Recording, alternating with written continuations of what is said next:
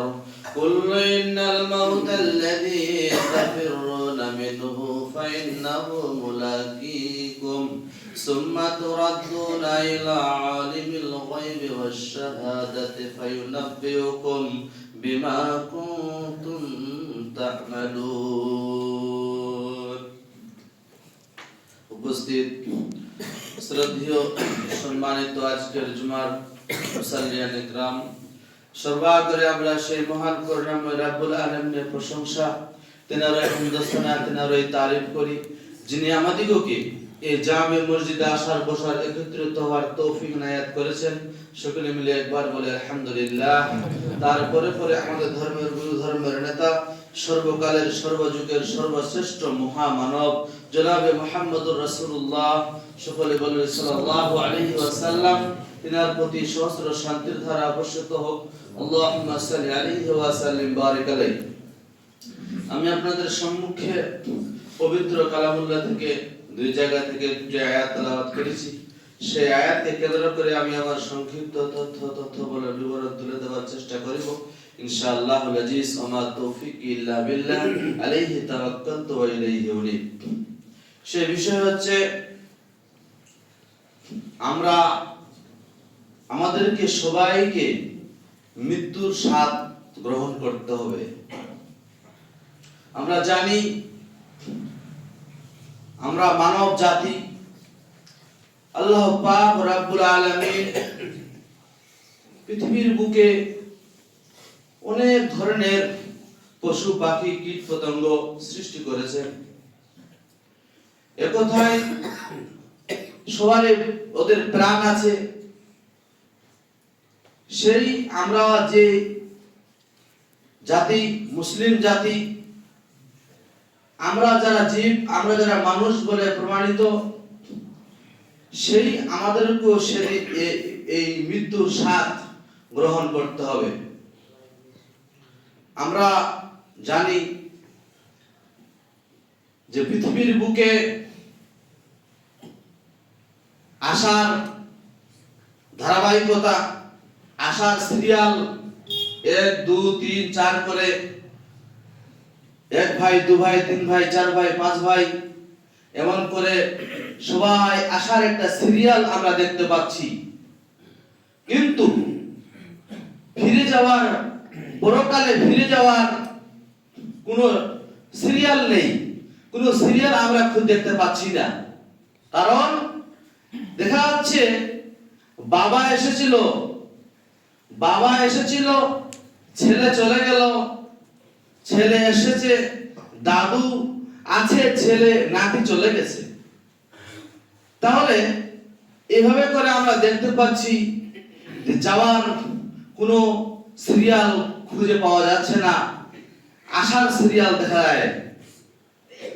তাহলে আমরা যে আল্লাহ পাক রব্বুল আলামিনের সর্বসেরা অতি উত্তম করে সৃষ্টি করে দুনিয়ার বুকে প্রেরণ করেছেন, আমরা বিবেকবান জীব, আমরা বিবেকবান মানুষ, আমরা বিবেকবান প্রাণী, সে আমরা বিবেকবান বলে ঘোষিত। আমরা বুঝতে পারি ভালো মন্দ, আমরা বুঝতে পারি কোনটা খারাপ কোনটা যে ভালো। তার সত্ত্বেও আমরা নিজের নফসকে, নিজের আত্মাকে, নিজের নফসকে আমরা পরিশুদ্ধি করতে পারছি না। আমরা আল্লাহ পাক রব্বুল আলামিনের যে গোলামি, আল্লাহ পাক রব্বুল আলামিনের যে ইবাদত বন্দেগী করতে হবে, সেদিকে আমরা অনেক পিছিয়ে রয়েছি। আজকে দেখা যাচ্ছে আমরা 5 ওয়াক্ত সালাত আমরা ছেড়ে দিয়েছি। আজকে দেখা যাচ্ছে আমরা ইসলামিক প্রাথমিক কাজগুলো আজকে আমরা সবাই ছেড়ে দিয়েছি। তাহলে বোঝা গেল আমরা যখন এই পৃথিবী থেকে ইহকাল ছেড়ে পরকালে পদার্পণ করব, মহান করুণাময় রব্বুল আলামিন আমাদেরকে পাকড়াও করবে, আমাদেরকে ধরবে, আমাদেরকে জবাবদিহি হতে হবে। এর বিষয় নিয়ে একাধিক প্রমাণ আল্লাহ পাক রব্বুল আলামিন কোরআনুল কারীমের মধ্যে পরিষ্কার ভাষায় বলেছেন, একাধিক ভাবে বলেছেন। তাহলে আমরা মুসলিম, আমাদেরকে সেটা যাচাই বাছাই করা দরকার যে আমি পৃথিবীতে কিভাবে চলবো, আমি কিভাবে মানে উঠা বসা করব, মানুষের সঙ্গে কিভাবে কথাবার্তা বলবো, মানুষের সঙ্গে কিভাবে আচার ব্যবহার করব, মানুষের সঙ্গে কিভাবে উঠা বসা করব, সেটা জিনিস আমাদের সেইটার দিকে আমাদের লক্ষ্যপাত করা একান্ত প্রয়োজন। যা বলতে যাচ্ছিলাম, আমাদের উচিত হবে আমরা যে জীব, আমাদের যে নিঃশ্বাস রয়েছে, সেই নিঃশ্বাসকে একদিন ত্যাগ করতে হবে। এর প্রমাণ একাধিক আয়াত আল্লাহ পাক রব্বুল আলামিন কোরআনুল কারীমের মধ্যে বলছেন। আমরা জানি যে আল্লাহ পাক রব্বুল আলামিন বলছেন, কুল্লু নাফসিন যায়কাতুল মাউত, কুল্লু নাফসিন যায়কাতুল মাউত। যেই নফস, যে আত্মা আমাদের রয়েছে, সবাইকে মৃত্যুর স্বাদ গ্রহণ করতে হবে। একটা মাইয়াত হতে গেলে আমরা দেখতে পাচ্ছি সেখানে একটু না একটু কিছু আলোচনা করা হচ্ছে এই বিষয়ের উপর ভিত্তি করে। সেই বিষয়টার উপর মানুষকে মাটি দেওয়া আসার পরে, কবরস্থান করে দেওয়া আসার পরে, দাফন করে দেওয়া আসার পরে মানুষ আর কোনো আর নজর দেয় না, কোনো ভ্রুক্ষেপ নেই যে আমি কিভাবে চলবো। বোঝা গেল আমার দ্বারা ইহকাল ছেড়ে পরকালে পদার্পণ করতে হবে। এর বিষয়ে আল্লাহ পাক রব্বুল আলামিন সূরা জুমার আয়াত নাম্বার 30 আল্লাহ পাক রব্বুল আলামিন বলছেন যে ইন্নাকা মাইয়াতু ওয়া ইন্নাহুম মাইয়াতুন। আল্লাহ পাক রব্বুল আলামিন সূরা জুমারে বলছেন, এটা আয়াত নবী করিম সাল্লাল্লাহু আলাইহি ওয়াসাল্লামকে নির্দিষ্ট করা বলা হয়েছে। আল্লাহ পাক রব্বুল আলামিন বলছেন, হে নবী, হে মুহাম্মদ সাল্লাল্লাহু আলাইহি ওয়াসাল্লাম, আপনাকেও মৃত্যুবরণ করতে হবে, আপনাকেও মৃত্যুবরণ করতে হবে এবং তাদেরকেও মৃত্যুবরণ করতে হবে। বুঝা গেল যে নবী করিম সৃষ্টি যুগের শ্রেষ্ঠত্ব ব্যক্তি হযরত মুহাম্মদুর রাসূলুল্লাহ সাল্লাল্লাহু আলাইহি ওয়াসাল্লাম, তিনাকেও মৃত্যুর স্বাদ গ্রহণ করতে হয়েছে, তিনাকেও মৃত্যুর স্বীকার করতে হয়েছে। তাহলে আপনি আব্দুল সাত্তার, আব্দুর রহমান, আমি আব্দুল জব্বার, আপনারা আমাদেরকে সবাইকে মৃত্যুর স্বাদ গ্রহণ করতে হবে। নবী করিম সাল্লাল্লাহু আলাইহি ওয়াসাল্লাম যদি বার পেত, যদি সেখান থেকে বাঁচতো, তাহলে মুহাম্মদ সাল্লাল্লাহু আলাইহি সাল্লাম বাঁচতো। কিন্তু না, দুনিয়াতে অনেক মাতব্বর, অনেক বড় বড় মাতব্বররা এসেছিল, যারা নিজেকে খোদা বলে দাবি করেছে। তারা আল্লাহ পাক রব্বুল আলামিনের কে বিশ্বাস স্থাপন করেনি, মহান করুণাময় রব্বুল আলামিনের প্রতি ইস্তেকামাত অটল থাকেনি। সেই সমস্ত লোকদেরকে মৃত্যুর স্বাদ চাখতে হয়েছে, মৃত্যু গ্রহণ করতে হয়েছে। তাহলে আমাদের প্রমাণিত হলো, আমাদের পরিষ্কার পরিস্ফুটিত হলো যে আমাদেরকে মৃত্যুর স্বাদ চাখতে হবে, আমাদেরকে মৃত্যু গ্রহণ করতে হবে। তার জন্য আমাদের কিছু সঞ্চয় করে নিয়ে কবরে পদার্পণ করতে হবে, আমাদেরকে কিছু সঞ্চয় করে নিয়ে পদার্পণ করতে হবে। আমাদেরকে কিছু নিয়ে যেতে গিয়ে মানুষ হাট বাজারে যায়, মানুষ এখান থেকে হাটে যায়, কোথায়? এখান থেকে অন্যান্য হাটে যায়, সেখানে টাকা পয়সা নিয়ে এসে কিছু বাজার করে সংগ্রহ করে নিয়ে আসে পেট পূজা করার জন্য, পেটটাকে নিজের খাওয়া দাওয়ার জন্য, ভুখ খিদা নিবারণ করার জন্য, মেটানোর জন্য মানুষ হাট থেকে নিয়ে আসে। অনুরূপ ভাবে আপনাকে এখানে আমল নিয়ে যেতে হবে। সেই কবরে, সেই ইহকাল ছেড়ে পরকালে যখন আপনি কবরে পদার্পণ করবেন, সেখানে আপনাকে নিয়ে যেতে হবে যেমন আপনি হাট থেকে নিয়ে আসছেন। আপনি ভাবছেন পৃথিবীটা ক্ষণিকের জন্য নয়, ক্ষণিকের জন্য, কিন্তু আপনি ভাবছেন না আমি ভাবছি বিশাল, আমার মৃত্যু হবে না। মানুষেরা যেভাবে চলাফেরা করে মনে হচ্ছে আমি ডোন্ট কেয়ার। আজকে যদি আব্দুর রহমানকে বলা যায়, ভাই তুমি ফজরের সালাত আদায় করেছো, ভাই তুমি জোহরের সালাত আদায় করেছো, ভাই তুমি কালেমা শাহাদাত জানো, ভাই তুমি ইসলামের সংজ্ঞা জানো, ইসলামের ডেফিনিশন জানো, ভাই তুমি ঈমানের ডেফিনিশন জানো, ভাই তুমি কোরআন হাদিসের শরীয়তি বিধান জানো, যদি জিজ্ঞাসা করা হয় তারা বলবে হালাতে কিছু জানে না, কিছু স্টাডি নাই, কিছু তার কাছে স্টাডি নেই। দেখা যায় সেই আব্দুল সাত্তার, আব্দুর রহমান একদিন আপনাকে ইহকাল ছেড়ে পরকালে পদার্পণ করতে হবে। তাহলে আপনি যদি এই ইসলামিক প্রাথমিক কাজগুলো যদি আমরা না করি, যদি আমরা শরীয়তি বিধানকে না চিনি, তাহলে আল্লাহ পাক রব্বুল আলামিনের কাছে আমরা জবাব দিব। আল্লাহ পাক রব্বুল আলামিন বলছেন, ফামাইয়া আমাল মিসকালা যাররাতিন শাররান ইয়ারা ওয়া মান ইয়ামাল মিসকালা যাররাতিন খায়রান ইয়ারা। পৃথিবীর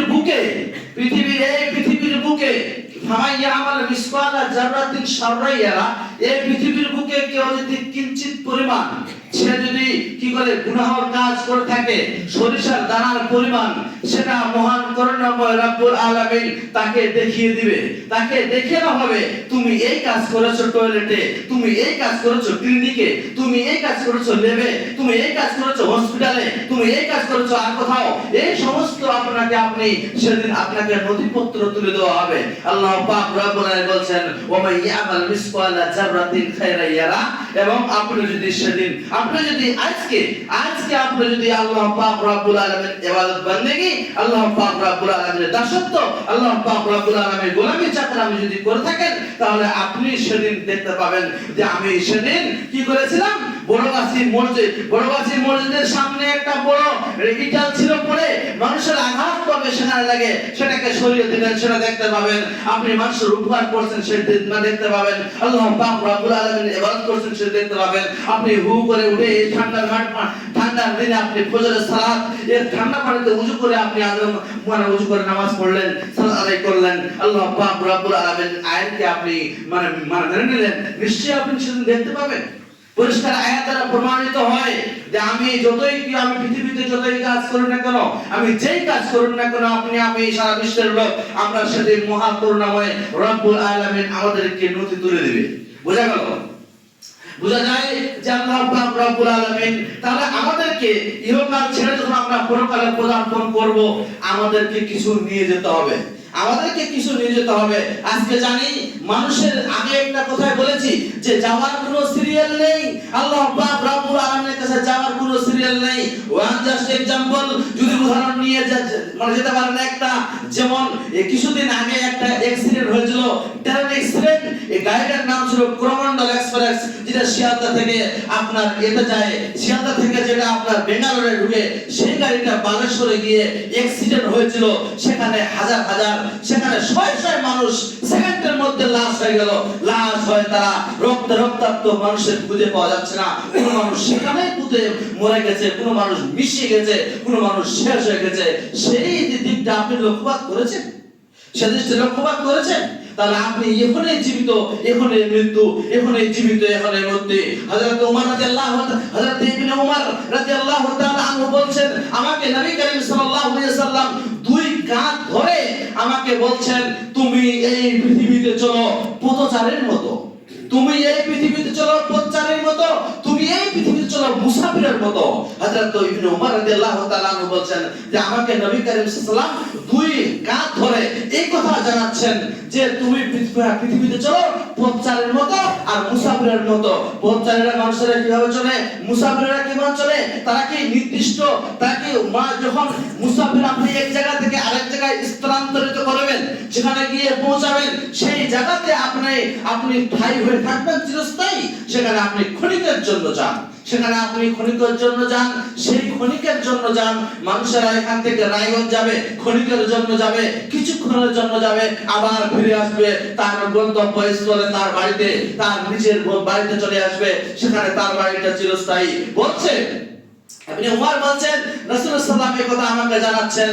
আর বলছে কি, আর একটা উদাহরণ দিতে পারি, আমরা দেখতে পাই ছাত্র ছাত্রীরা, ছোট ছোট বাচ্চারা, কচিকাচারা, যারা এলকেজি তে পড়ে, যারা ছোট শিশুরা আজকে দেখতে পারবেন, আজকে মাঠে ঘাটে তারা খেলা করে, সেই খেলাটা, তারা যে খেলা করে আসে কিছুক্ষণের জন্য, তারা যায়, কিছুক্ষণের মধ্যে আবার ফিরিয়ে তারা আবার বাড়িতে চলে আসে।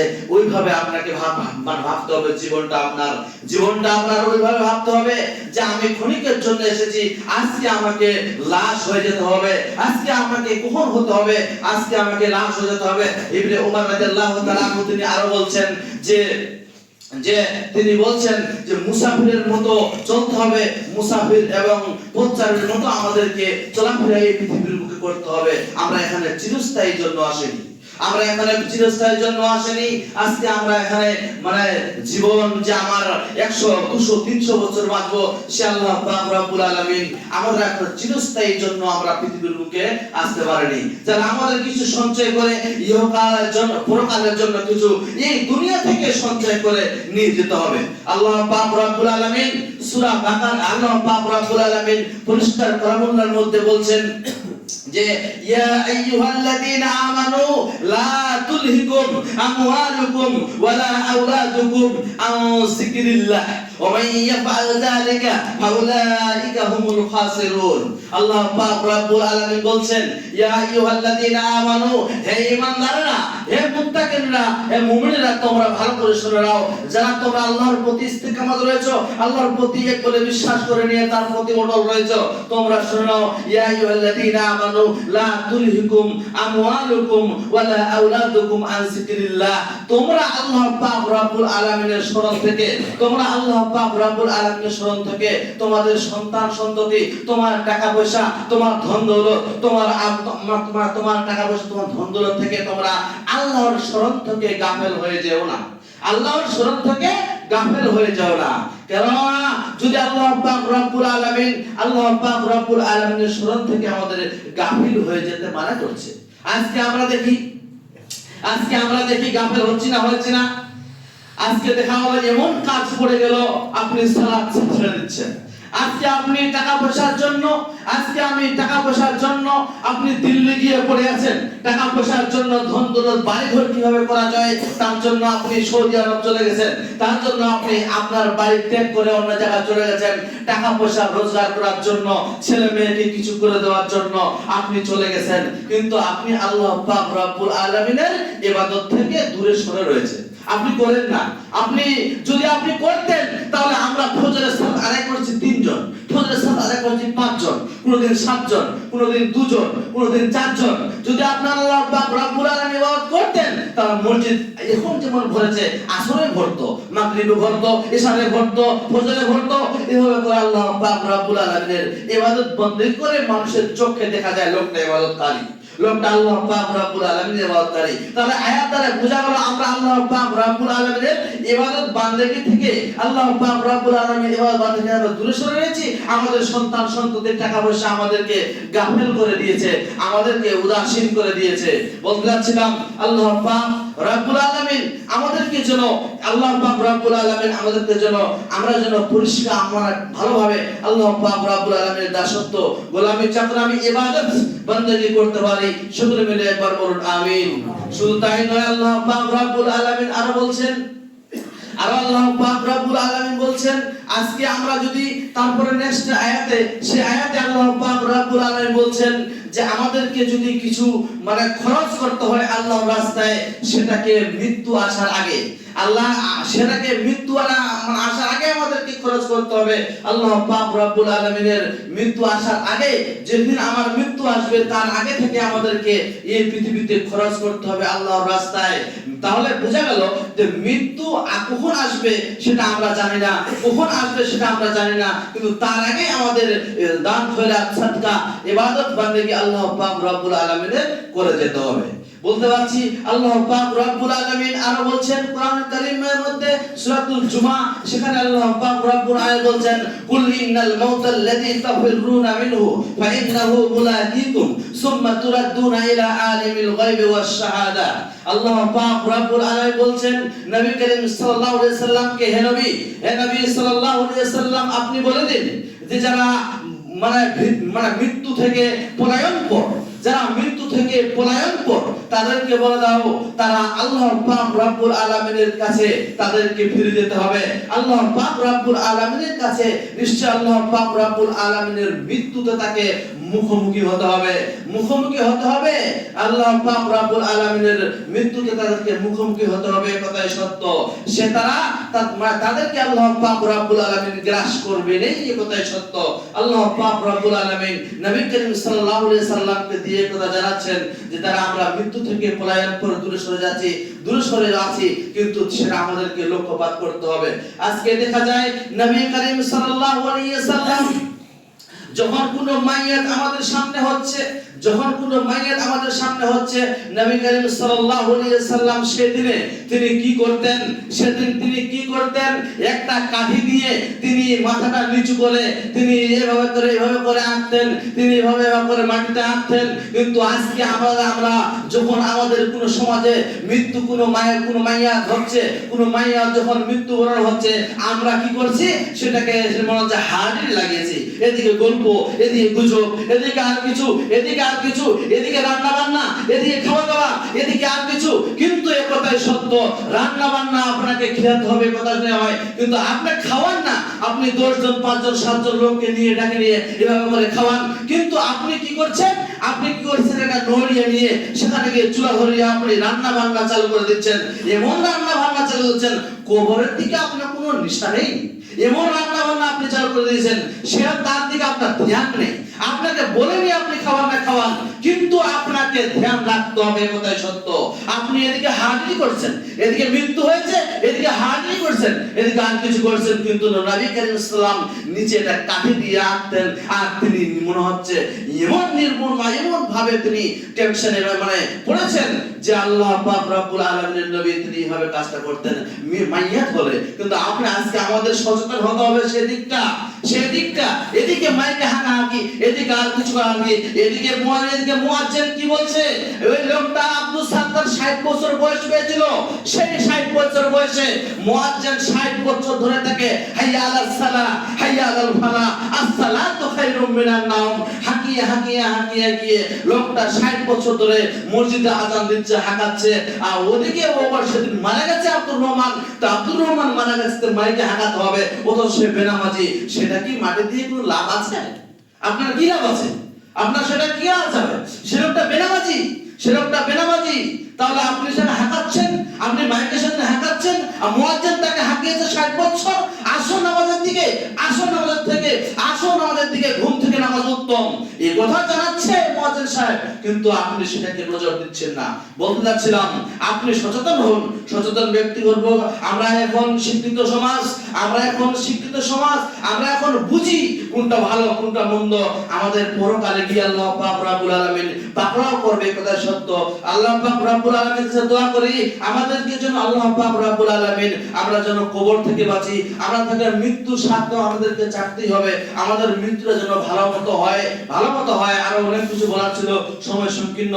যে বলতে যাচ্ছিলাম, আমরা যে মাইয়াত পাবো সেই মাইয়াতকে স্মরণ রাখবো, কবরকে স্মরণ করব, হাসরকে স্মরণ করব, মহাপ্রলয়কে স্মরণ করব, সেই কিয়ামতের দিনকে স্মরণ করব। সেই ধরন করে আমরা যেন পৃথিবীর বুকে চলাফেরা করতে পারি। আমরা আল্লাহ পাক রব্বুল আলামিনকে দোয়া করি, হে আল্লাহ পাক রব্বুল আলামিন তোমার ইবাদত বান্দিগি যেন করতে পারি। সকলে একবার বলুন আমিন।